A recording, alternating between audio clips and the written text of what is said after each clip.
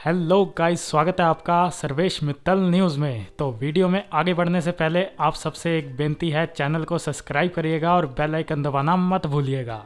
तो दोस्तों, भारत का तुर्की के खिलाफ किया गया इलाज अब काम कर रहा है और इसका सबसे बड़ा सबूत है तुर्की की बौखलाहट। दरअसल आप सभी लोग जानते हैं, पिछले 2.5 साल से तुर्की हमारा सबसे बड़ा दुश्मन बन चुका है, चीन और पाकिस्तान के बाद। क्योंकि तुर्की के राष्ट्रपति को बनना है खलीफा, यानी कि पूरी दुनिया के मुस्लिम देशों का लीडर, और इसीलिए वो बार बार पाकिस्तान का समर्थन पाने के लिए कश्मीर का मुद्दा उठाते हैं। लेकिन पिछले 1-1.5 साल से भारत ने इतने जबरदस्त तरीके से तुर्की को घेर लिया है कि तुर्की बौखला गया है। तो चलिए आइए ये भी जान लेते हैं कि इन भाई साहब की घेराबंदी आखिर कैसी हो रखी है। तो सबसे पहले है ग्रीस, जो तुर्की का कट्टर दुश्मन माना जाता है और इनके आपस में कई युद्ध भी हो चुके हैं। और अब भारत ने ग्रीस के साथ कई बड़े बड़े मिलिट्री पैक्ट कर लिए हैं और यहाँ तक कि अब ग्रीस भारतीय नौसेना के साथ युद्धाभ्यास भी करने जा रहा है। और ग्रीस भारत से ब्रह्मोस मिसाइल लेकर अपने राफेल लड़ाकू विमानों में लगाना चाहता है। और इतना ही नहीं, तुर्की का एक और कट्टर दुश्मन है अर्मेनिया, जिसे ऑलरेडी भारत हथियार भी बेच चुका है। जैसे कि हम उन्हें सवाती रडार सिस्टम भी बेच चुके हैं और कुछ मिसाइलों को लेकर ऑलरेडी बातचीत भी चल रही है। और इसके अलावा वो भारत से डिफेंस सिस्टम को लेकर भी बातचीत कर रहे हैं। यानी कि भारत ने अर्मेनिया के जरिए तुर्की को पूर्वी साइड से घेरा और पश्चिमी साइड से ग्रीस के जरिए भारत ने तुर्की को घेरा। अब इसके बाद बारी थी दक्षिण की। दक्षिण में भारत ने 2 देशों को टारगेट किया। पहला था साइप्रस। अब साइप्रस और तुर्की का विवाद भी बहुत पुराना है। भारत साइप्रस को भी अब लगातार सपोर्ट दे रहा है। उनके साथ अब एक बड़ा युद्धाभ्यास भी करने जा रहा है, जो बिल्कुल ही तुर्की की चौखट पर है। और अब दक्षिण में दूसरा देश था, वो था इजिप्ट। भारत ने अब इजिप्ट को टारगेट किया, क्योंकि तुर्की और इजिप्ट की राइवलरी बहुत पुरानी है। दोनों के बीच में कई सारे समुद्री विवाद हैं, जिसको लेकर दोनों देश आमने सामने भी आ चुके हैं। अभी हाल ही में ही भारत ने इजिप्ट को अनाज भेजा। पहले तो उनकी फूड सिक्योरिटी को हमने सुनिश्चित किया। उनके साथ अब हम हथियारों को लेकर भी बातचीत कर रहे हैं, चाहे तेजस लड़ाकू विमान हो या फिर डिफेंस मिसाइलें। इतना ही नहीं, जो हमारा इस बार 26 जनवरी को गणतंत्र दिवस का प्रोग्राम है, उसमें हमारे मुख्य अतिथि हैं इजिप्ट के राष्ट्रपति अब्दुल फतेह अल सीसी। यानी कि आप देखिए, भारत ने 1-1.5 साल के अंदर ही तुर्की की इतनी बेजोड़ घेराबंदी कर दी है, इतना बुरे तरीके से फंसा दिया है कि तुर्की के राष्ट्रपति और इनके जितने भी सलाहकार हैं, वो आज सारे के सारे शौक में हैं। सारे हैरान रह गए हैं कि हमने तो बस अभी कश्मीर का मुद्दा उठाया ही था और भारत ने हमारी घेराबंदी ऐसी कर दी है कि ऐसी पाकिस्तान की भी ना की होगी। और इसी बात से तुर्की के राष्ट्रपति अर्दोगान बिल्कुल बौखला चुके हैं। अब भारत ने इनके खिलाफ जैसी घेराबंदी की है ना, उसके खिलाफ ये कुछ कर तो सकते नहीं, इसीलिए इन्होंने अब फिर से कश्मीर मुद्दा उठा लिया है। अभी हाल ही में ही तुर्की के राष्ट्रपति अर्दोगान ने अपनी संसद में कश्मीर को लेकर एक कमेटी का गठन कर दिया है। तो अब ये कमेटी क्या करेगी कश्मीर को लेकर, तो इसका आंसर है कुछ भी नहीं। ज्यादा से ज्यादा 1 साल में ये मीटिंग करेंगे कश्मीर के नाम पर, और इससे ज्यादा ये कुछ कर नहीं सकते। और इससे ये पता चलता है कि भारत के इस कदम से आज तुर्की के राष्ट्रपति अपने ही देश में बौखलाए घूम रहे हैं, जो ऐसी कमेटियों का गठन करने पर मजबूर हैं। अब खलीफा बनने के चक्कर में इन्होंने बड़ी लकड़ी ले ली, जो इनसे अब बर्दाश्त नहीं हो रही। और अगर अब भी ऐसी ही रहती हैं इनकी हरकतें, तो इनको सांस भी भारत से पूछ कर लेनी पड़ेगी। तो दोस्तों, आज की वीडियो में इतना ही, और आपकी क्या ओपिनियन है इसको लेकर कमेंट करके जरूर बताइएगा। तो मिलते हैं ऐसी ही किसी नेक्स्ट वीडियो में, तब तक के लिए पीस आउट एंड जय हिंद।